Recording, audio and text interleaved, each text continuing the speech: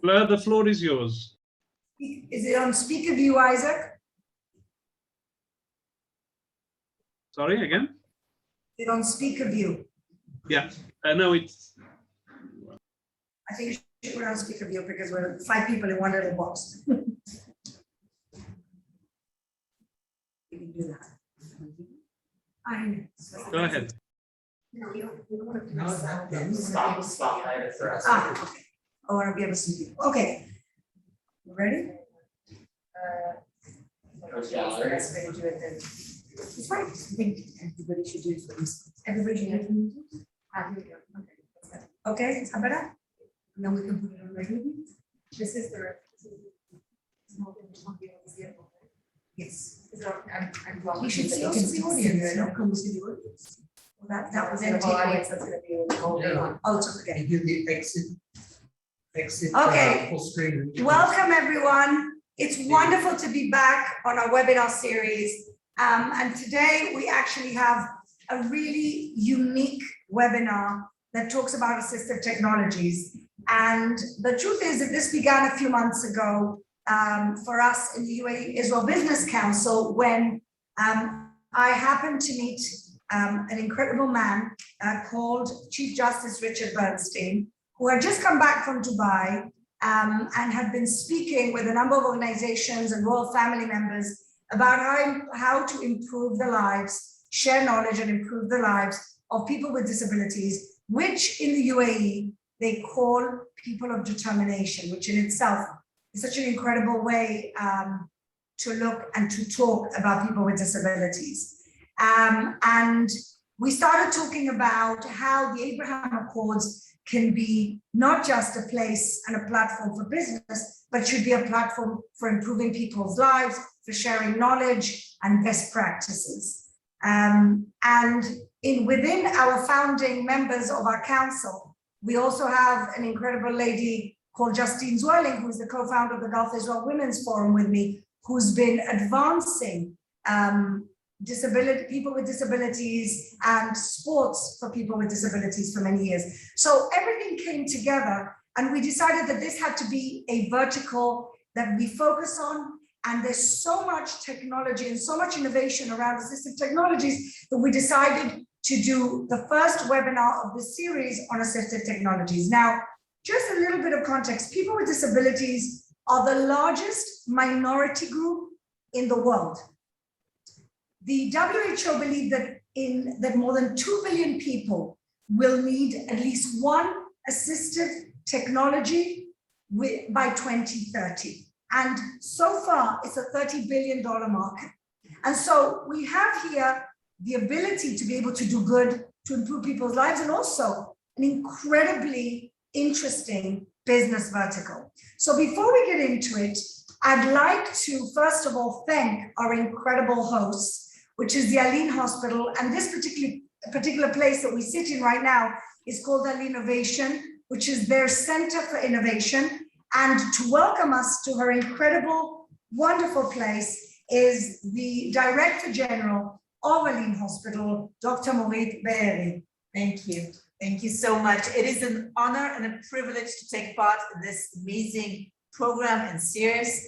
Welcome to Aline Hospital. Aline is Israel's biggest and only pediatric rehabilitation hospital. We take care of children from birth to adulthood, and we make sure that their physical disabilities do not hamper their abilities to grow up as equal citizens of the world.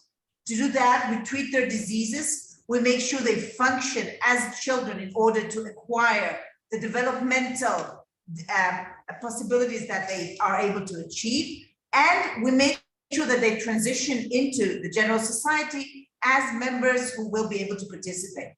In that order, Aline has been in existence for more than 100 years, and the world has changed so much in this time.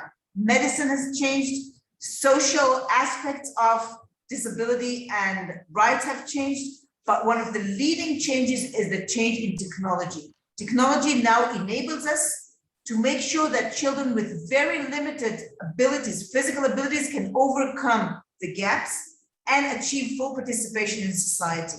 So even though we are a hospital and we are concentrated on the disease process and the rehabilitation of children.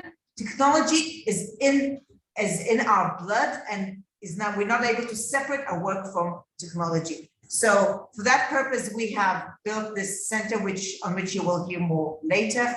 And it is our privilege to not only treat the children of Jerusalem and of Israel, but to actually reach out and touch the lives of children all over the world. Thank you so much. And it's so wonderful to be here. When all of you visit, I'd like to take you to this place. Not only does it have the best view in Jerusalem, but it's a place where real change happens and people's lives are improved by what they innovate and they invent here. So I mentioned my good friend, Justice Richard Bernstein earlier. Richard and I had a common vision when we started to meet, and that was we created 3 pillars for the program that we wanted to move forward. The first was integration of people with disabilities, people of determination to the workforce. The second was people of determination and participation in sport. And the third was the pillar that we're talking about right now, which is assistive technologies. So Richard was the inspiration for us to move in this direction. And I'm so lucky, we're so lucky that all the way from Michigan, in the Supreme Court, Justice Richard Bernstein, the first and only Supreme Court Justice in America who is blind, is joining us today to say a few words of inspiration. Richard. Well, good morning from the Michigan Supreme Court, from the great state of Michigan, here in our capital, Lansing. And I have to say, there's a biblical story that I just think gives us a reference point that I believe helps to kind of bring this all together as to why we're doing this and as to how people with disabilities can be a tremendous unifying force. And it's the story of the angel that visited upon Jacob deep into the night. And as we know, the story progresses, there existed a tremendous battle. And the battle raged throughout the evening until the sun rose and the dawn came. And at that moment, the angel blessed Jacob and gave him a new name, the name of Israel, which translates to mean one who struggles with God. But as we know from the verses, Jacob was left with an injury. He was left with a shattered hip. He would walk with a limp, and he would know great pain for the remainder of his days. I believe the reason we're coming together is to celebrate this verse, because when we ask the question, why is it that Jacob was given a profound injury? It was only through his pain. It was only through his hardship. It was only through his struggle that he was able to understand and appreciate the hardships and the challenges of those who he was created to lead. And it is only through that understanding, it is only through that connection, it is only through that empathy that he was able to become the father of a nation and the leader of a people. The beauty of the United Arab Emirates is that they do not refer to people like myself as people with disabilities. The UAE refers to people like myself as people of determination. And there can be no greater description of a person with a disability than a person of determination. Because when we ask, why is this important? How does disabilities bring us together? There is really one profound reason. The true essence of service, the true essence of mission, and the true essence of meaning comes from the concept of struggle. And those people who live life and understand and appreciate struggle, who live with it, who endure it, will often have a resiliency and a strength and a vitality and a spirit that allows for them to accomplish and achieve things that no one could ever imagine. Because I believe that when you work with people of determination, we are people who have replaced dreams with wisdom. But one of the great things about the UAE and Israel, and focusing on the pillars that Fleur had spoken of, is that there is one common thing that brings us all together. It is the concept of struggle. It is something that everyone can understand. It is something that everyone lives with. It is something that everyone can identify with. And it is something that through the struggle that God gives us, allows for us to do incredible things, because it is the greatest force and greatest power for unification that I believe can ever exist. And I just simply want to end with this. What you find when you work with people of determination is something that I think is quite profound. Yes, our bodies are mortal. Yes, for many of us, we live with tremendous infirmities. But the reason that people of determination, the reason this program, the reason this initiative is so exciting is I believe it's through this common understanding and appreciation of challenge and hardship and struggle that we are able to come ever close together. And yes, we might have infirmities, and yes, we might be mortal. But the one common unifying factor is that we have spirits and souls that can ultimately pierce the heavens and allow for us to transcend and allow for us to accomplish and achieve and live lives of meaning, purpose, and passion. Thank you so much, Richard. I always knew that you were going to be the inspiration to set the tone for the event, and I was right. So thank you for being with us, and thank you for your support and leadership in the project and in this struggle, as you call it. Thank you so much. We're happy that you were able to be with us. Okay, and now this is a perfect segue, actually. Richard spoke about the term people of determination as a term that was brought forward in the UAE. And with us today, we have a foremost leader in the vertical, in the space of disabilities, and that is Majid Al-Husseini. We're so happy that Majid can be with us. He is the executive director of the Dubai Club for the Disabled. He is also a board member of the Supreme Committee for the Protection of the Rights of People with Disabilities, a board member of the UAE Paralympic team and Paralympic Committee, and somebody who's really been the main activist and leader of this arena in the UAE. And maybe, Majid, let me start with where Richard left off. The term people of determination is something unique to the UAE, and is something that I've been trying to put into the conversation here. And I want to ask you, how did this come about, and how has it changed the conversation and broken the stigma?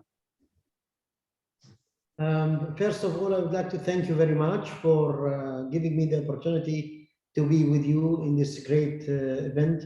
And I appreciate all your efforts towards having our issues and challenges on the table and try to get the best solution for the better future for all of us.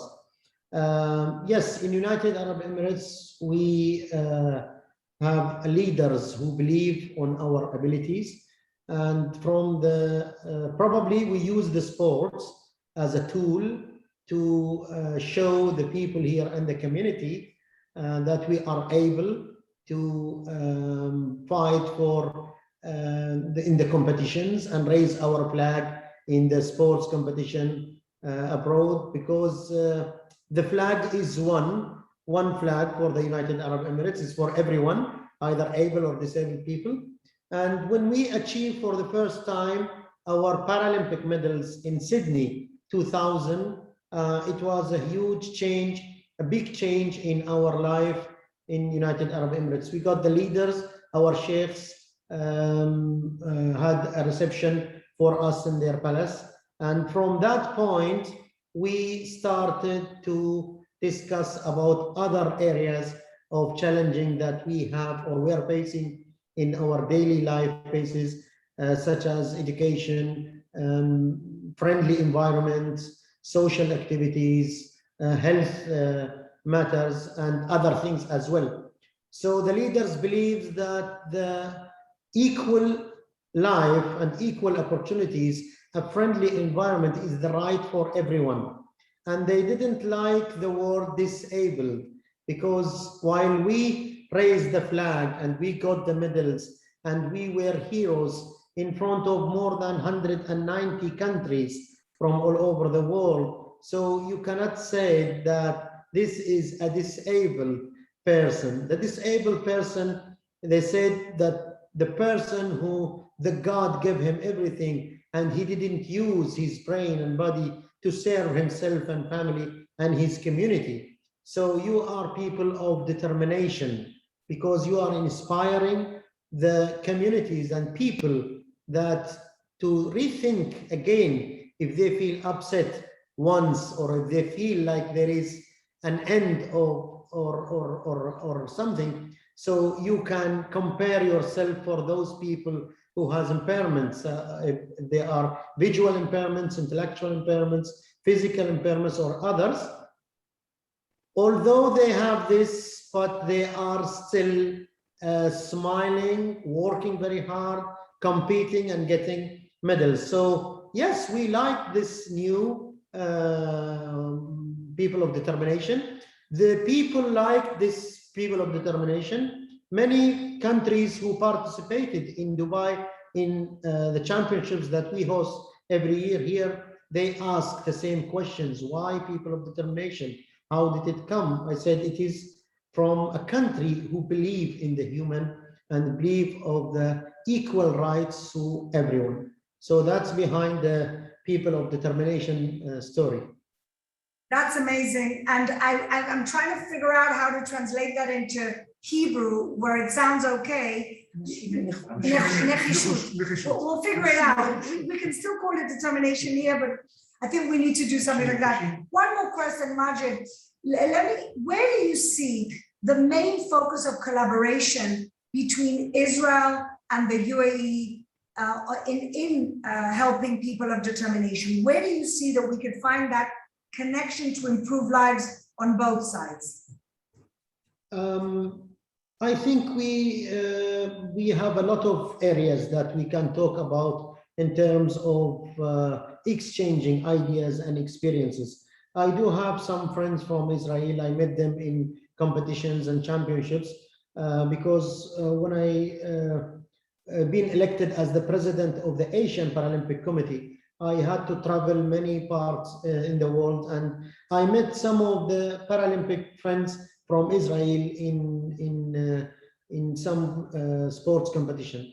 So we discussed some of these exchanging of experiences and ideas. But if you ask me now, which area probably we can talk in terms of people of determination, I can say that Israel has a very advanced research, and they probably use the technology and the assistive technology for supporting people of determination before we started too. And I know some of the companies there in Israel with great devices and softwares and programs which they created for us. We call it achievements for our life.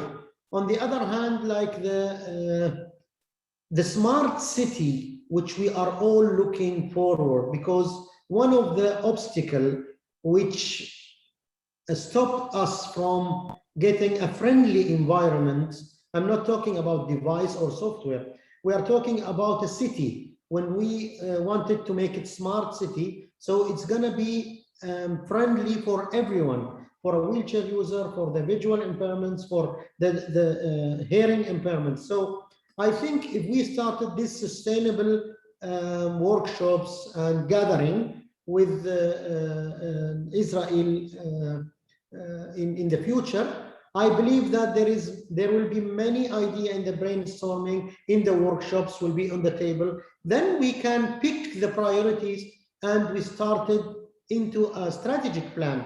So if we set a strategic plan for 5 years, what do we want to reach to? And we set the goals for us and KPI, and we will evaluate every year or every quarter.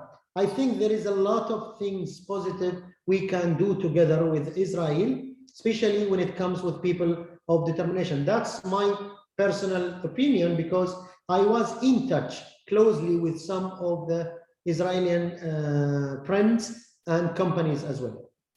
Majid, I agree with you 100%. I think that Israel has incredible assistive technologies, but I think you guys have a much better model for smart, accessible cities that we could learn a lot from. And maybe that is the incredible interchange we could have here. You know, the best practices of your smart, accessible cities and our best practice of assistive technologies. I think this is a much longer conversation, Majid, but we're so happy that you were able to be with us. And of course, this is the beginning of collaboration and a friendship that we hope will yield many good results for both our people. So thank you so much for being with us. Thank you. I'd like to turn now to one of we have two of the leading organizations in Israel serving people of determination. One is Bet Easy Shapiro, and the next one will be that we're talking to is Shava. Let's go to Bet Easy first, because Bet Easy actually opened a technology center. With us is Noah Nitzan, who runs the technology center herself, a therapist by profession, a certified occupational therapist. So you actually, you know, started from the bottom up in terms of understanding the needs. And so my question to you, Noah, thank you so much for being with us, is when did Bet Easy Shapiro decide that they needed a technology center? And how has this changed the scope and the nature of your work? Okay, so first of all, hi everyone. I'm so happy and excited to be here. Thank you for the invitation. So actually at Bet Easy, we offer a variety of services for people with disability or people with determination of different ages and different disability.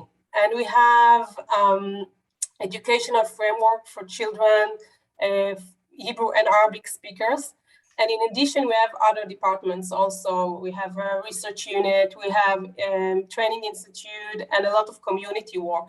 And actually our model is start with identifying a need and then developing a solution, conducting research, and then disseminating and sharing our knowledge.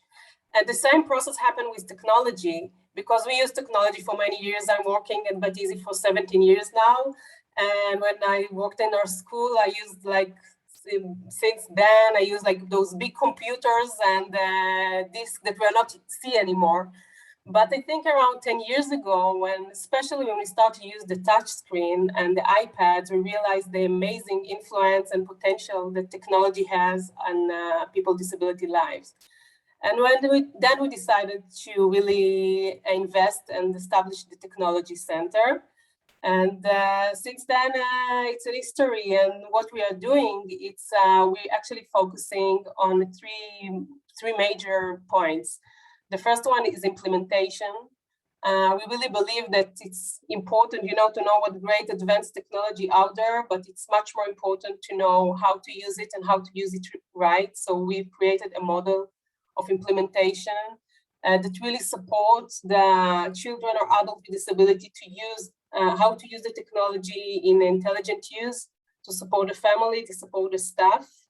We also work to share knowledge. So we have a blog in Hebrew, in Arabic, in English. We do courses, we do webinars. And the third focus point is that it's in the field of innovation. So we had a few years ago accelerator in the field of technology and disability. Now we want to open an incubator. We feel that what is really need now is to help companies to really deliver the product to the market. We feel that there is a lot of great ideas, but not enough products are really there in the market.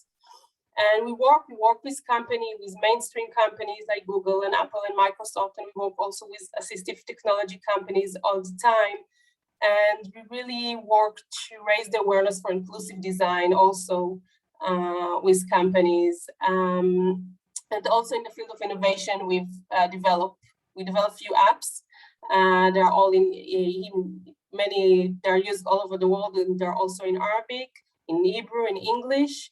So again, it's like we work in many levels. It's from the field, like you start at the beginning, I'm in occupational therapy, I start from the field, we come from the field, but we work in other levels, like with the company, with policymakers, with companies, to have more holistic influence on this field.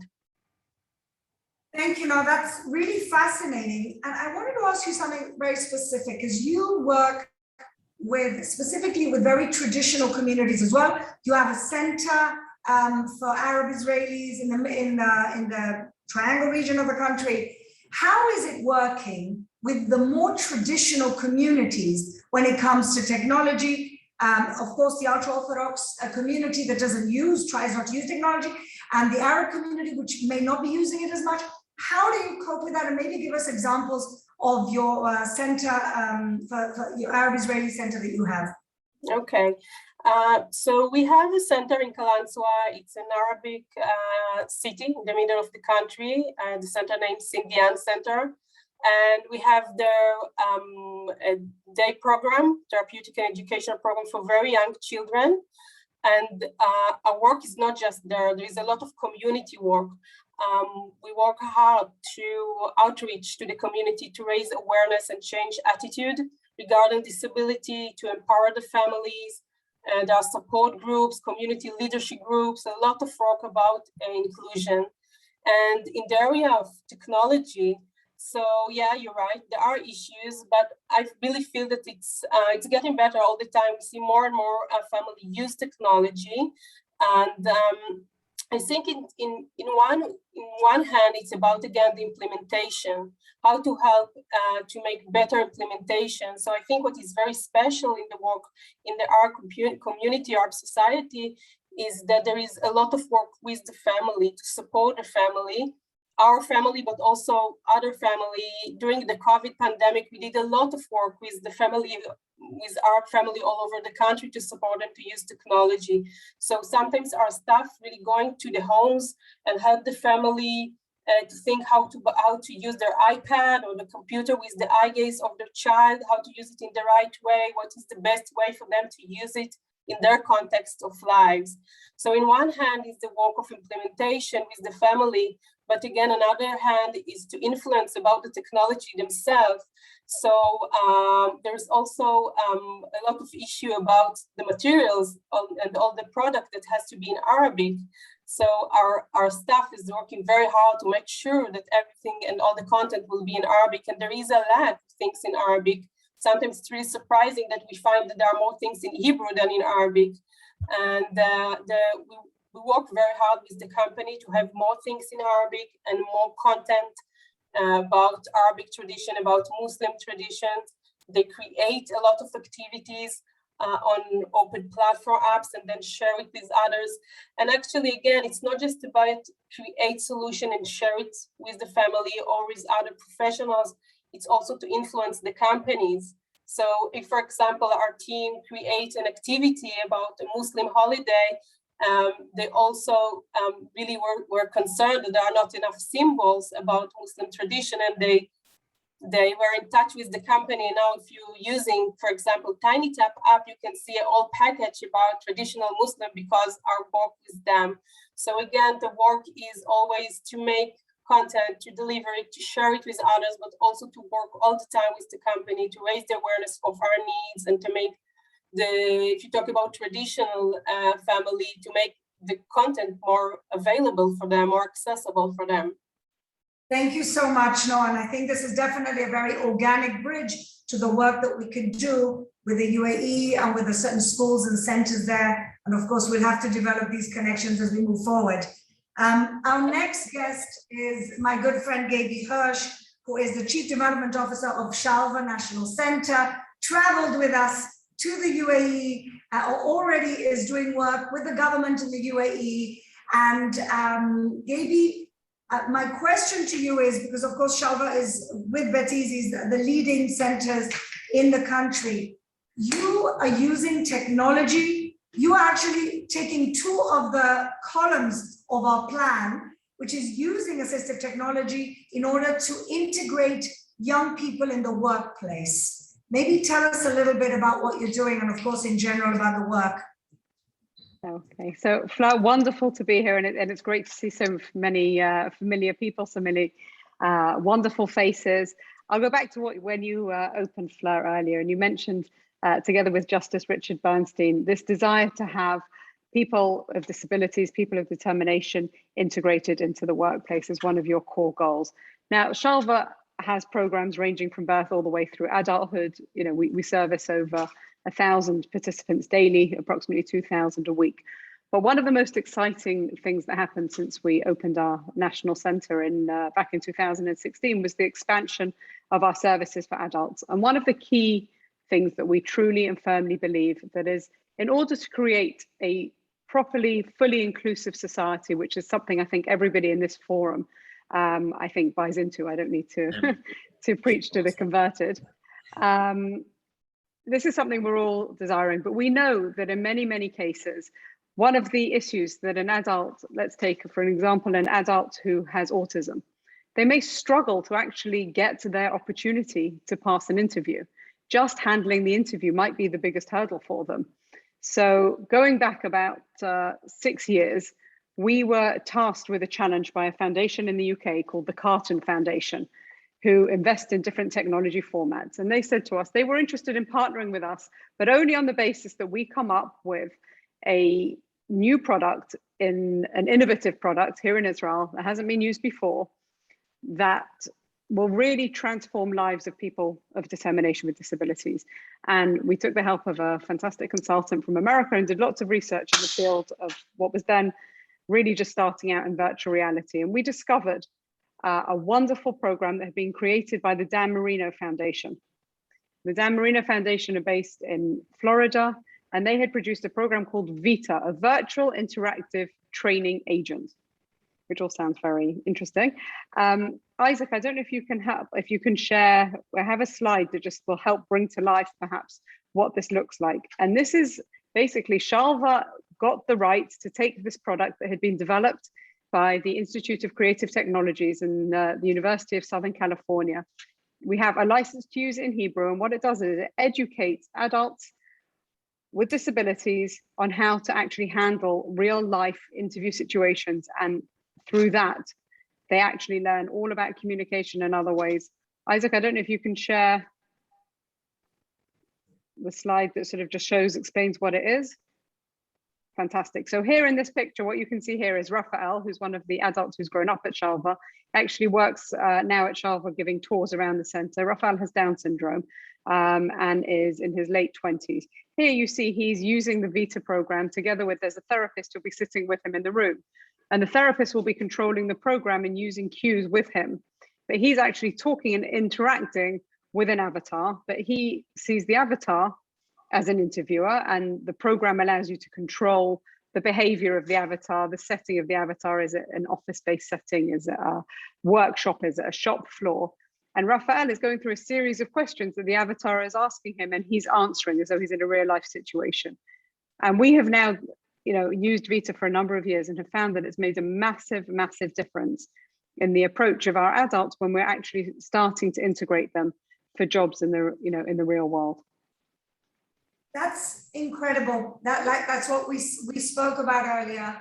That is taking one column of our plan and using it to support the second column of our plan. What do you see in the coming year, Gaby? What are the goals for Shalva in terms of this as well as other technological solutions? So first of all, I think the most exciting thing with VITA is the expansion of using it. So more adults going through the program using it. I think within this forum, what occurs to me is perhaps the opportunity if we can extend our license to cover perhaps Arabic, and we'd be happy to share it with people of determination across the region.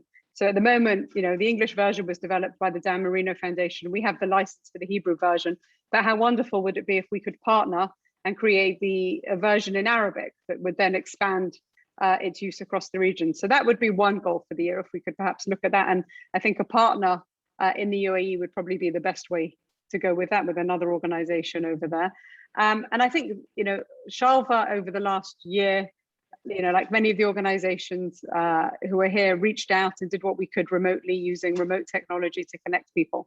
But one of the most exciting new elements of Shalva is the expansion of our research and development department, the Shalva Institute, which is both, real life training, people coming to the Center for Courses, remote courses, but a huge research and development center. So I think the combined knowledge that we have in this group and the opportunities for collaboration, both within Israel, but of course, we now all have elastic walls and can reach globally. I think opportunities there really present tremendous opportunity.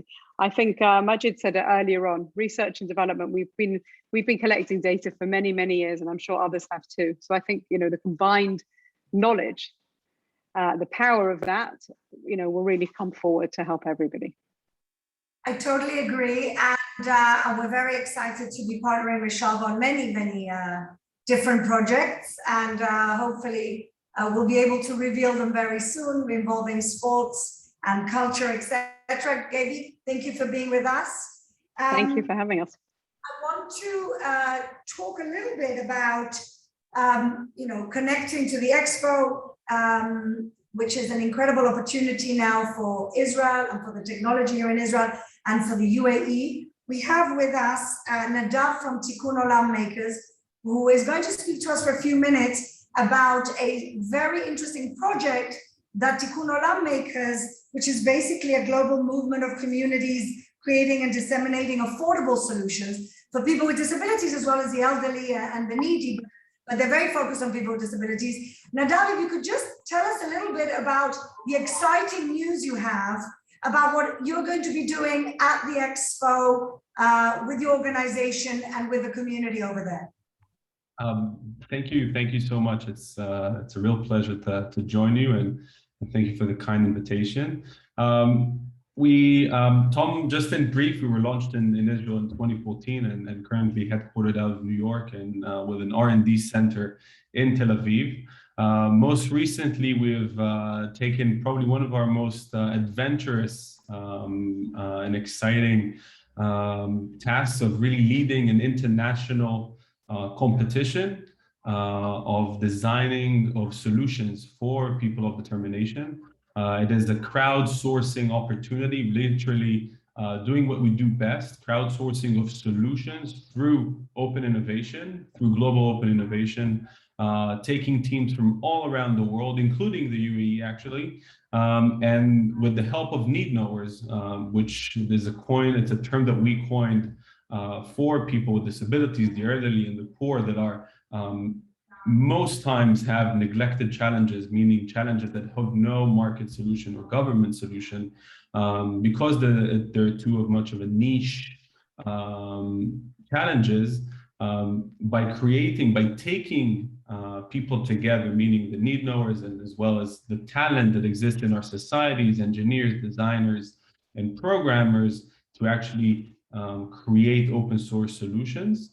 And actually for this Global Innovation Challenge that we have launched 2 weeks ago, and then we'll be running until the end of October, I'm happy to say that we have over 50 different teams from all around the world, from Serbia to Ethiopia to the United States, Colombia, Israel, the UAE, and other places, all designing new and really exciting solutions.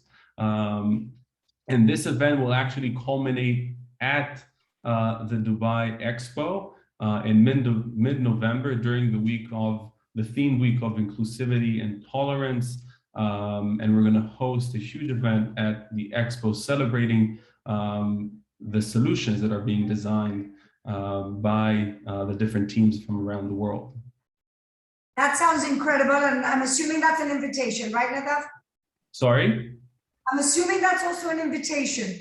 It is. COVID permitting, obviously. We would love for this to be the biggest event during Expo, but we're also aware of limitations happening. But yes, it's definitely an invitation, and we'll be happy to see everyone joining. Thank you, Nadav. And I want to also mention that all the stuff that Tom does is open source, which is incredible, which means everybody can share it. And that is, I think, what makes them so unique. So thank you for being with us. And I look forward to visiting the stuff that you're doing in Expo. I should be there at the beginning of October, and I'll certainly come and see what you guys are up to.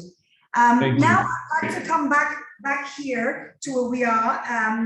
Ari Melamed, you are running here. You're the general manager of Al Innovation and you come from a purely high-tech background. And so I want to ask you, as a high-tech guy who came into this arena, what is the recipe for a successful assistive technology? Successful, I mean, highest impact. You know, of course, money is nice, but highest impact to improve the lives of people. Maybe tell us a little bit of what you do here and how you see things. Thank you, Farron. Thank you for inviting me to speak in this forum. I will start with describe a bit of what we're doing here. And here in the innovation space, actually, we're running two separate programs, that both of them are dealing with technology, with assistive technology. One is a personal program in which every child in Israel that is at need of assistive technology, and if the product does not exist in the open market, so it's not something that he can just go and shop to buy, and it's specific to his needs, he can approach us and we will create that solution for him. And we're talking about dozens of solutions that we create every month, and we're doing it with the team of volunteers that are working here. And again, it's dozens of solutions that we create on a monthly basis. The other program that we run, and is something which is very unique in terms of, again, in my career, and I managed technology for many years, I didn't see that approach of building a product with a multiple design partnership stakeholders. So you're working with multiple people, multiple design partners, that each one of them represent one of the users that the product is trying to reach. So let me give you just an example. If you work on a product in assistive tech, you have the user itself, but you have also a family, which is also a sort of a user. Then the therapist might be a sort of a user. The physician might be a sort of a user. And all of them are working together in our program here in Innovation on developing that technology. Now, when we are talking about the recipe, understanding the need, and maybe not touched it earlier, understanding the need, but understanding it comprehensively from all the relevant angles, having all these people in one place, talking together, defining together in what's called a user-centric design. The product is the first stage. The second stage will be to make sure that you engage. You have to engage with each one of your users. Now, you have to engage obviously with the end user, it may be the person with determination or the child with determination, but you have to be sure that you're also engaged with the therapist. If he will not be a good user, then the product will not be successful. You have to engage with the clinician, with each one of these partners. So engagement is key. Third part is to make sure that you prove your claims. In the high-tech industry, it's very common that each one of the marketing people are creating a nice marketing brochure and you claim that you do A, B, C, D, E, and sometimes you do it and sometimes you less do it, doing it. That's the way things are working. In our domain, you have to prove it. And when we're saying prove it, make sure that you're doing a clinical trial that by all the rules of clinical trials, having Helsinki Committee, ethical approval, going through all the processes. Because only if you can prove it, and only if the therapist and the clinicians and the patients will know that what you wrote in your brochure is not just a claim that might be relevant and might be not, but it was proved by an independent committee, an independent trial, then it will be successful. The fourth part is make sure that you support dissemination. Now, what we're doing here, and again, as part of the hospital, we're in contact obviously with organization in Israel, but also with organization abroad.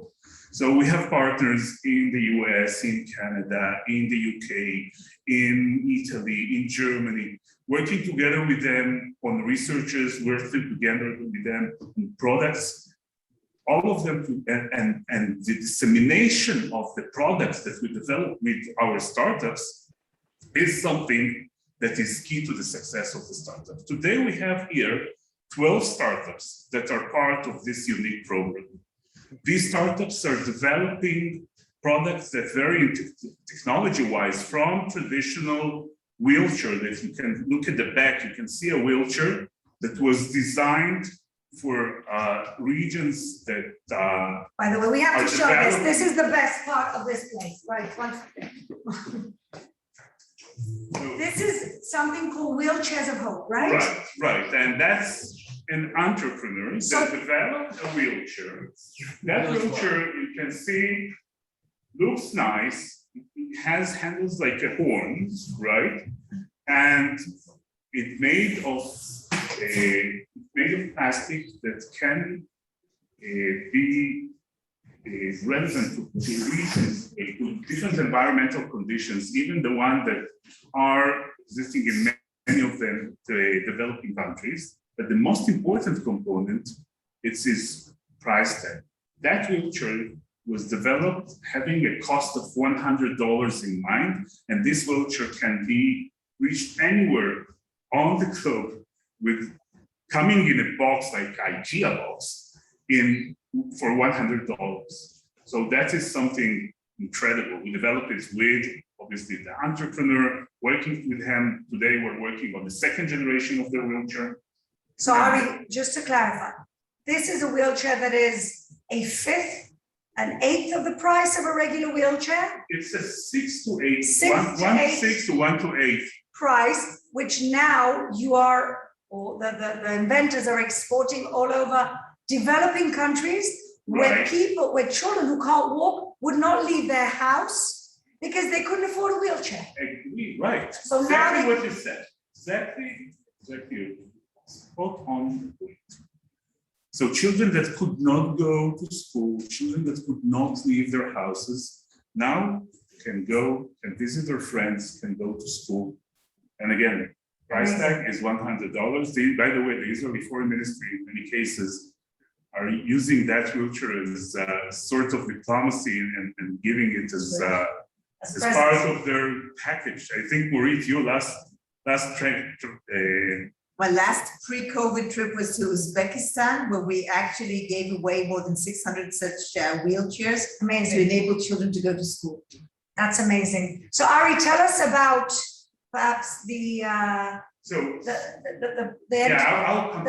that you're going to present to us today. I just want to say that, you know, in these 12 startups, there are also amazing technologies like a robotic arm that you can see also at the back that is based on neuromorphic chipset, again, very advanced, working together with Intel, with Accenture Innovation Labs, with Microsoft. Really, really cool stuff. One of the diamonds that we have is Takarotech, which I'm honored to have here with us, Ami, Dr. Ami Ben Yehuda, that will present Takaro. Okay, so Ami from Takarotech, tell us a little bit about yourself and about what you've innovated. Well, thank you for having me. There's an advantage of being towards the end where I could use things that have been said here already. We heard that over 2 billion people have some kind of disability, and which means that most of the people in this room or watching us were in need of some kind of rehabilitation, physical therapy, occupational therapy, some kind of rehabilitation. And we all know how that happens. What happens? You call to set up an appointment. Usually takes a while till they get to the appointment. You have the therapist there that does something with you, usually very boring. Let's say, open your arm, back and forth. Then says, great, you know what to do, go home and practice. Come back after a while, come back, stand in line, takes a while to get an appointment, very boring, back and forth. Oh, you didn't improve, you didn't practice enough. Go back, practice even more. And it goes on and on. We don't really know how much he practiced. We don't know how, what kind of an effect we have on this practice. If they practiced. We don't know if they practice. We don't know anything. We don't have any way of causing them to engage in this practice because it's boring. Who wants to do something that's really boring? So we came up with an opportunity, and we're going to see a short video in a second about how to cause a change in the rehabilitation process. So if we could have the video, the short video, please.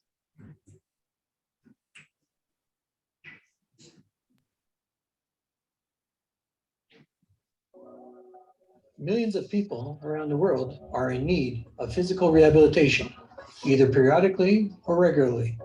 Most equipment used today in physical therapy and occupational therapy belongs to the non-technological world.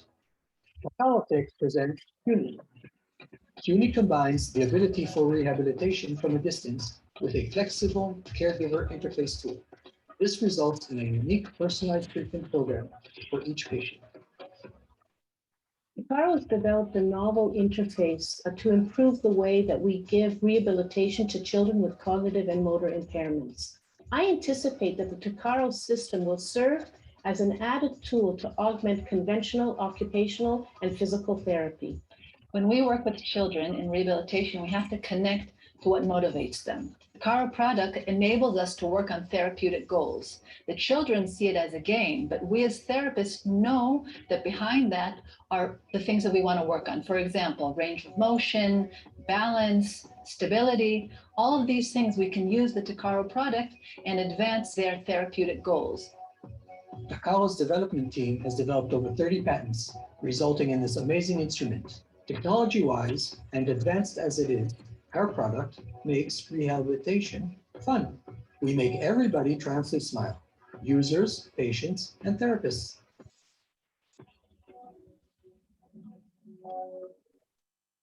Welcome to Qniverse by Takaro Tech.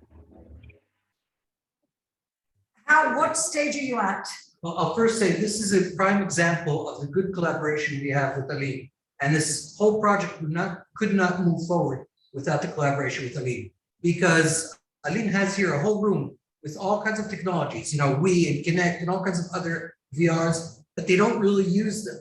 Why don't they use them? Because they weren't really planned or set for rehabilitation.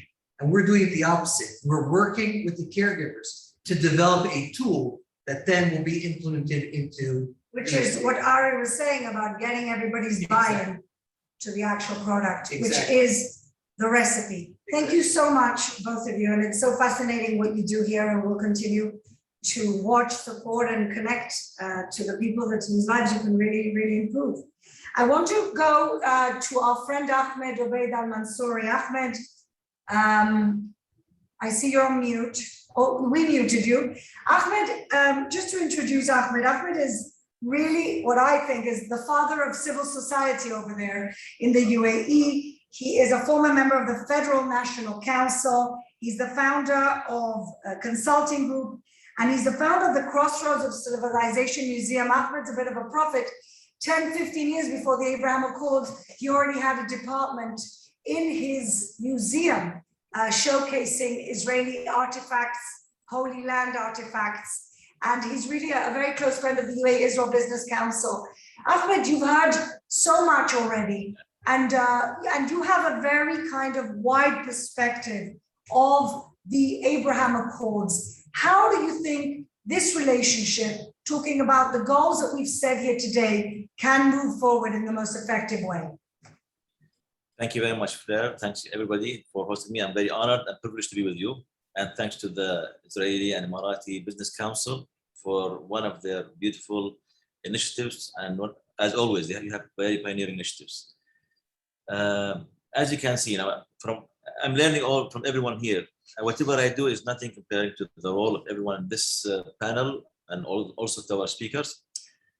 I think the key word here is that we have learned before we talk about the civil societies and other issues, is that what's important.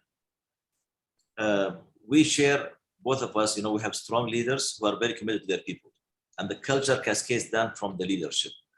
With this leadership, as you can see, we have laws that that is very inclusive of all segments of society. Everyone has a role, as our colleagues were talking about, Majid and others about, and everyone has a role, equal opportunity, and all that. So it's very important. Anything you want to do with initiative, we have to really, pay attention to make sure that, we have the law, something that paves the way legally, that encourages others. So vertically, we're doing very well here. Horizontally, living in multicultural society, we have the duty to share with people. That's why I'm very happy, our friend Dr. Noah and us were talking about Expo.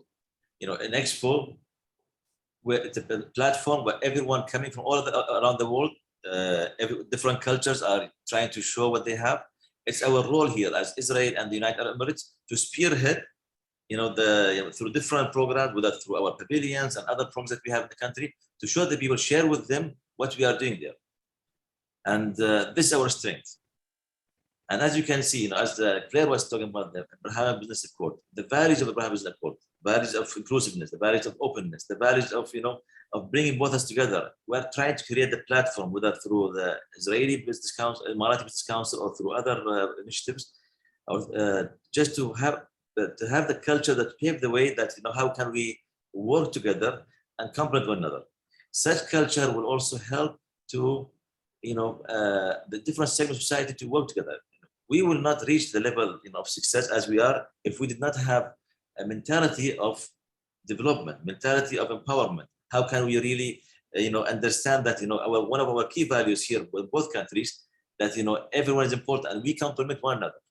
And everyone has a role in the society. So if you talk about the future, if you talk about your security, talk about the development, if you talk about anything, you have to include, you have to empower your people.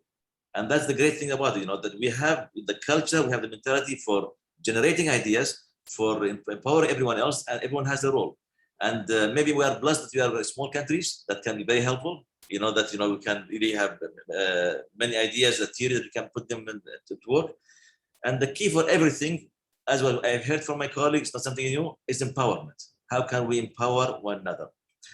And I think here the society, since both of our societies based on kinship bond, which is based on good relationship, so everyone, our families, everyone, our tribes, everyone, our community is important.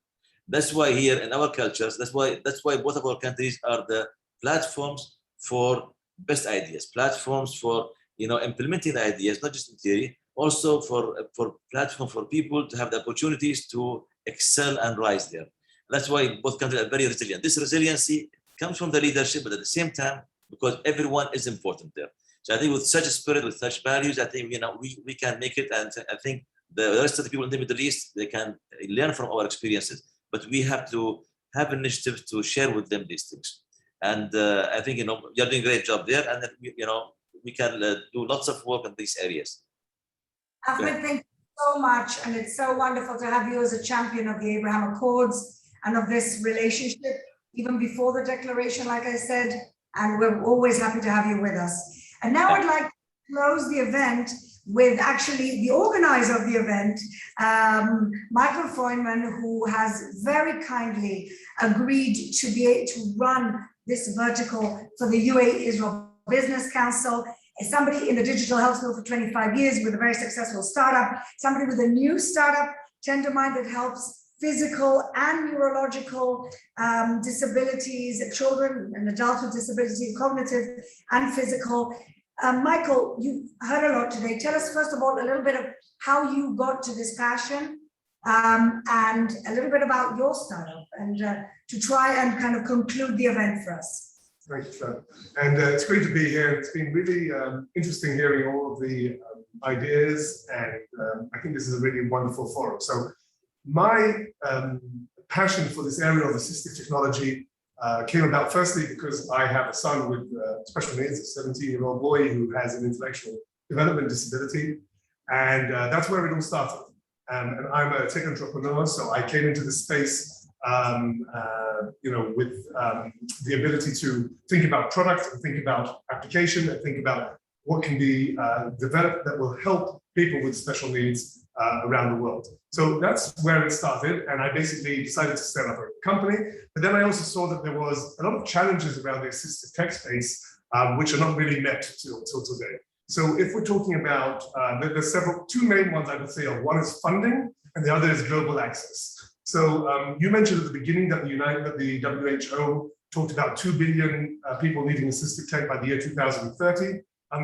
The WHO also said that there's only 10% of people actually have access today, of those people that actually need access. So this is a major problem in the area of access to assistive tech around the world. The other one is funding. There's a lack of funding in the space. Assistive tech startups don't attract the kind of funding that fintech and cyber companies attract. I think the whole funding for assistive tech globally annually is several hundreds of millions of dollars. It's really not very high. It's quite small when you compare it to other. But there's a huge market. How do you explain that? There's a lot of reasons for that. It relates to what venture capital and private equity look at when they're looking at a company, and they don't always think about the economic benefits more broadly.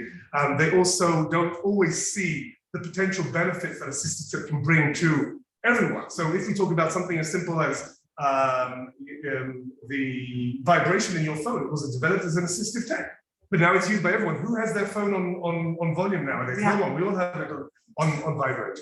So that's there are various different failures in this area, and we need to work on that. So that's brought me into this area. I set up the assistive tech club on Clubhouse. We have a couple of thousand followers. We have weekly discussions about assistive tech on there, and we're trying to advance the cause. So I'm an advocate for this.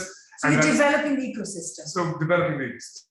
And I was really happy that Dorian and you, Flo, asked me to help the UIBC advance this. And I think we're at the beginning here of making a forum for assistive tech, which we can take forward and talk about the expo. We can bring it to the expo. Now, I think it has to go beyond Israel, the UAE. I mean, we can take it to the GCC. We can take it to the whole of the Arab world. There's no reason why we can't advance this cause beyond just these two countries. But we can be the protagonists and the players that actually make it happen, Israel and the UAE.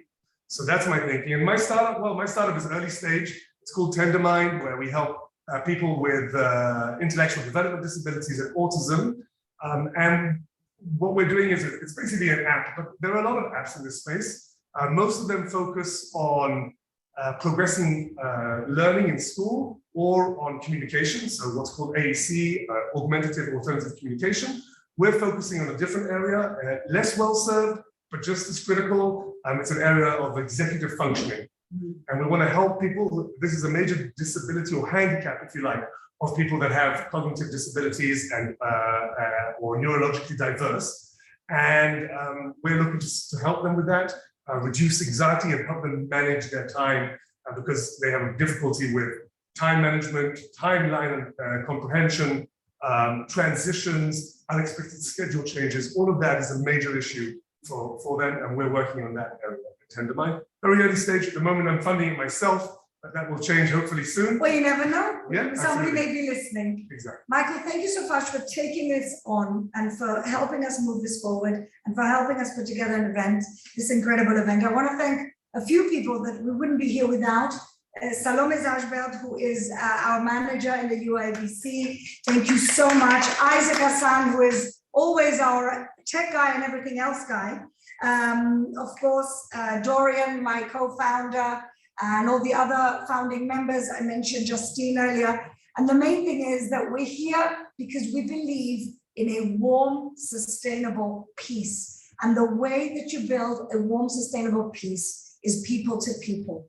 And so if we can find people that have something in common, which is advancing this field, which is we're here, we're not just improving lives, we are ensuring that this peace is, inshallah, Bezrat Hashem, long-lasting, sustainable. So thank you all for being with us today, and watch this space. We'll be having many more webinars.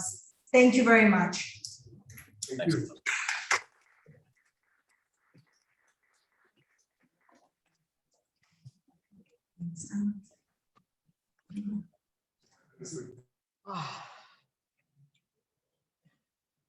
Mark, thank you so much.